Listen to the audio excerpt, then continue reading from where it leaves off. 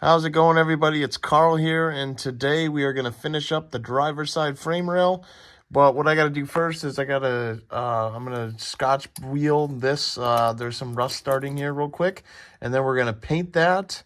And then what I'm going to do is I'm going to do a quick repair here. I'm going to weld up this hole. And then, as the paint's drying, we'll be able to fix this real quick. Just, we got to hammer it down because we straightened the other piece. And then we'll be ready to weld this in place. And then I plan on starting the passenger side, which is going to be a lot more difficult, a lot less room to cut and weld and everything like that. So, but we'll start that, and we'll see how far we get in this video. So stay tuned. All right, little update. I got the floor pretty much cleaned off. I mean, there's like a little spot in there, and it's starting to get really hard to get into the frame rail to clean some of it. So we're just going to leave that. That's fine. At least it's cleaned up. There's no scale anymore. And then I did prep this ready to be welded up. So what I'll do for this is get a piece of copper pipe back here, and then I'll just hold it back there, and then you can, just tack till you fill it up, and then you can grind it down and ready for paint. And also I fit the frame rail, so, there was still some previous damage in here. So it looks better. It's not perfect, but the frame rail's going to fit a lot better, and it'll make it easier to weld in. So we should be ready with that. So what I'm going to do is I'm going to get some primer on this right now so we can get that going and dry, and then we can start to do all their preparations later. I got everything painted.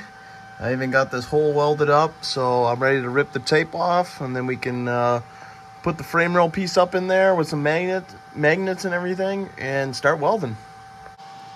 So we got it all welded in, and for those of you that don't know, you have to stitch weld it in, because this stuff is like thin as sheet metal. It's like, like your quarter panels and stuff. It's like that thin, because it's not like a normal truck or anything where the frames are really thick metal.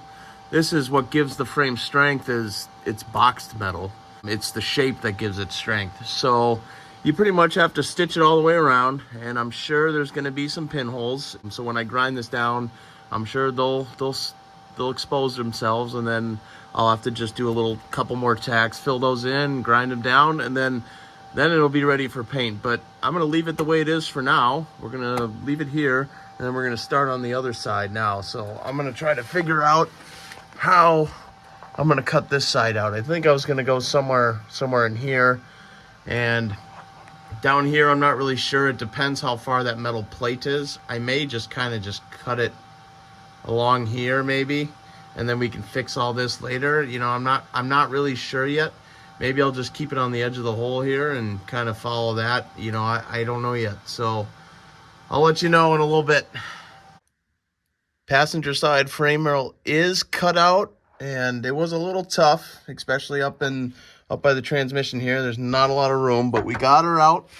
And I didn't see, but when I was cutting through, the double plate inside. So I'll just trim that up. And yeah, then we'll just paint it so it doesn't rust any farther. All right, we got the old nuts that were inside the frame drilled out. And as you can see, these are the two problem childs here that initially sparked this whole project here. But as you can see, look at those threads. There is nothing left. So I don't know if it was my mistake from the first time I swapped over to the 4L60 and the LS, doing that whole swap. Maybe I over tightened it then.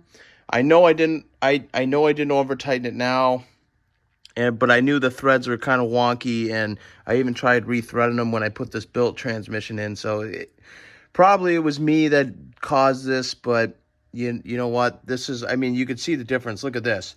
This is going to be a huge upgrade. I mean, in strength, and it should last, double the amount of years as these silly things.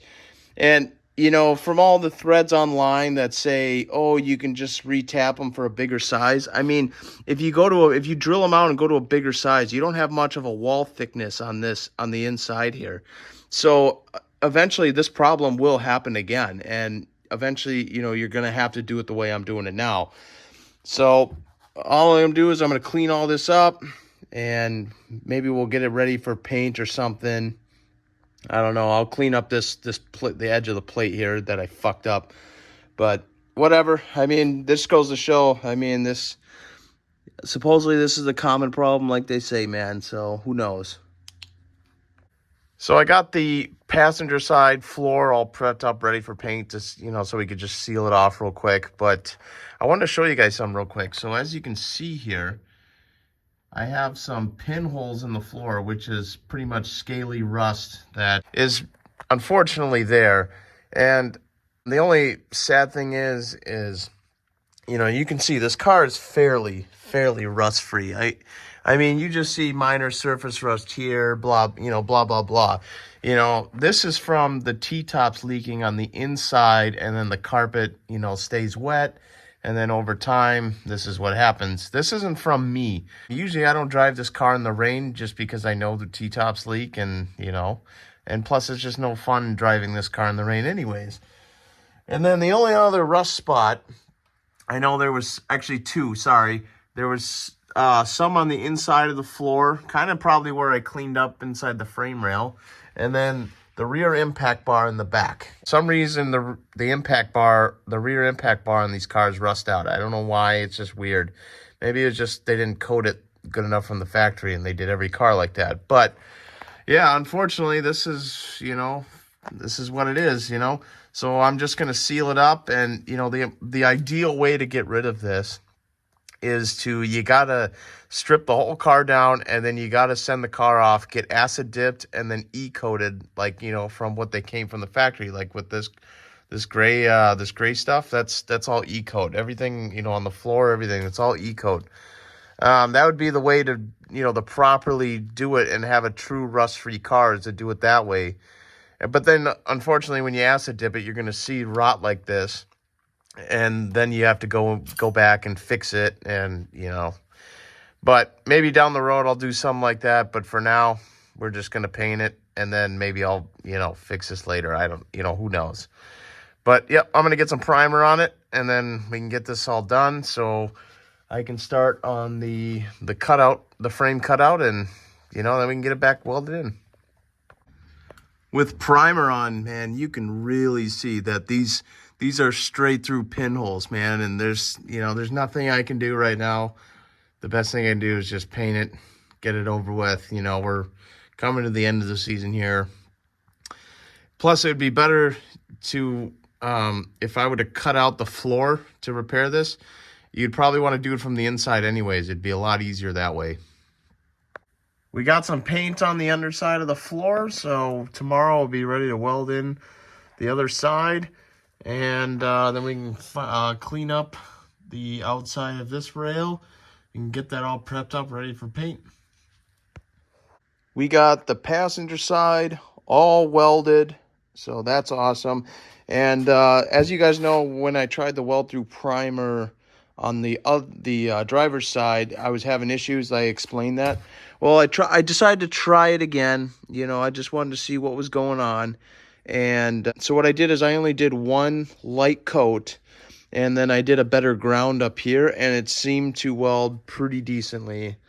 So now I know for the future is just do a light coat, just one. Don't do what they say is two wet coats. Don't do that, and you'll be fine. And then also, I started working on the driver's side, getting it all prepped up, ready for paint and everything. So I got it all pretty much ground down pretty decently. There are a few pinholes that I will have to patch up, probably like 4, I think, which was expected. I actually expected a lot more, but so that's good. And then I think what I'm going to do real quick is I'm going to put a little bit of seam sealer all the way around, might as well. I kind of want to make it look a little nicer.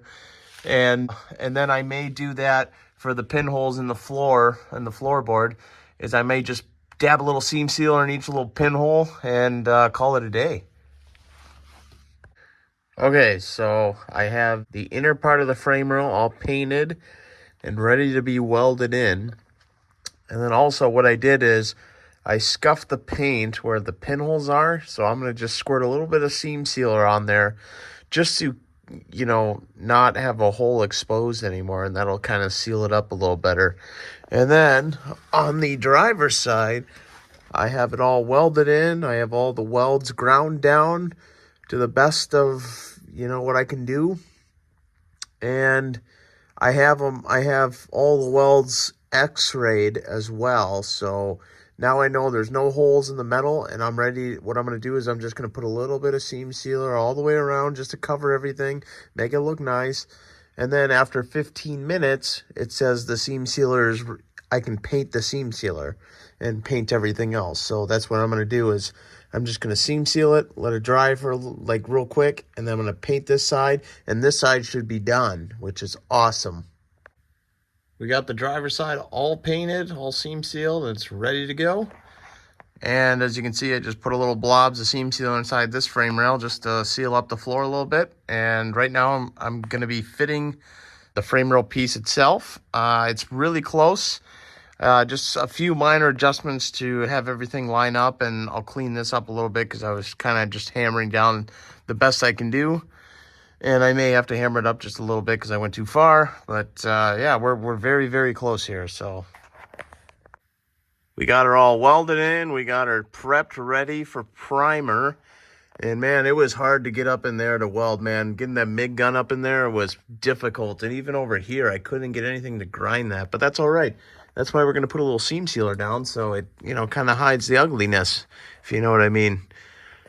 But yeah, I mean, even painting this is going to be difficult because the corner of the transmission is right here, and it's going to be hard to get primer up there. We're just going to have to do several swooshes, I guess. But yeah, let's get it primed.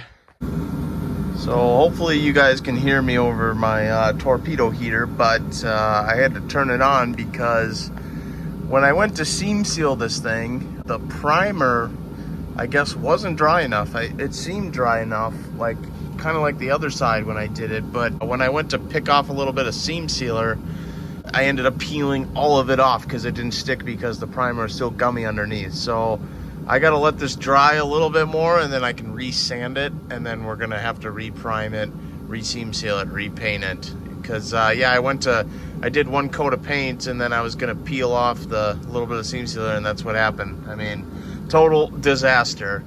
You know, this side came out really nice. So what I'm going to do is I'm going to end the video here, guys, because it is getting a little long. And so in the next video, we're going to be fixing this, and then I'm going to be showing you, we're going to be coating the inside of the frame rails so we can get all the bare metal where all the welds are, and so they don't rust. So I'll see you guys in the next one. Thanks for watching.